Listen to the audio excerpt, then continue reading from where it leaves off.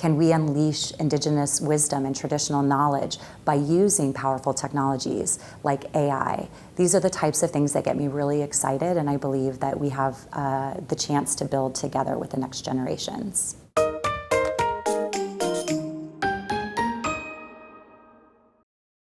Will we still eat in 2050, or will it be energy packs tailored to our genomes?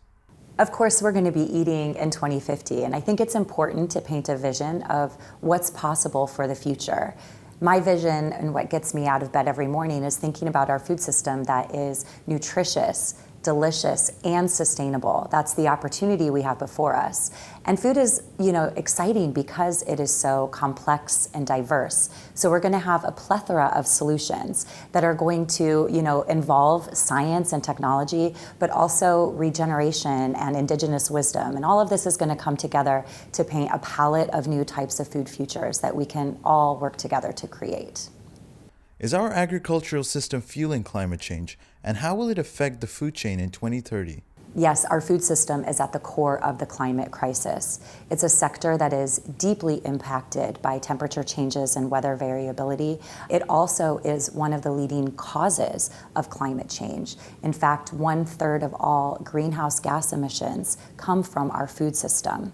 So to me, if food is climate, and if we want to make a dent on solving the climate challenge, we need to be starting with food. What are the critical innovations needed to make the food system sustainable? There are a number of critical innovations that we need to be looking towards as we transform our food systems for 2030. A couple of areas that particularly excite me are biotechnology and the chance that we have to really unleash the power of nature to build solutions that can feed and nourish our growing population while also mitigating the impacts of climate change. I'm also really excited by the power of information technology, data connectivity that can be brought to rural communities to increase the productivity of their smallholder farmers and also connect them to markets and information that can again revolutionize the agricultural sector. Do you see a shift in agricultural growing methods from outdoor fields to indoor labs? The future of agriculture is going to be both outdoors and indoors. What's exciting is that we have the potential to make outdoor field production much more productive and sustainable. We can also look towards indoor production to localize food production for people living in cities.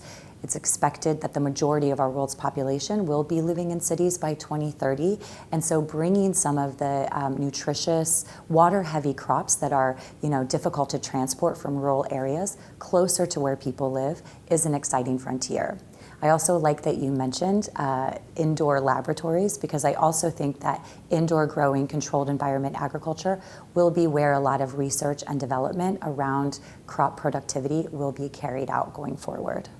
You often talk about the food industry engaging with younger generations. Why is this essential? It's critically important that we engage with and learn from our world's young people when it comes to food systems transformation. The average age of the world's farmer is over 65 years old. It's also the least digitized industry sector. Today's young people are digitally savvy, they're entrepreneurially minded, they're globally conscious, and so they're thinking about the problems that we face in new ways, and they're bringing new ideas to the table, exciting ideas. So I believe we have a chance of a lifetime in connecting them into this space, and it's vitally important.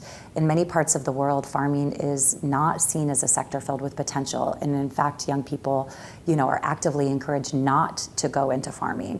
And so by showing them that there's lots of potential opportunities to bring their innovations and creativity, this is where we can create that transformation that we need. What more should the industry be doing?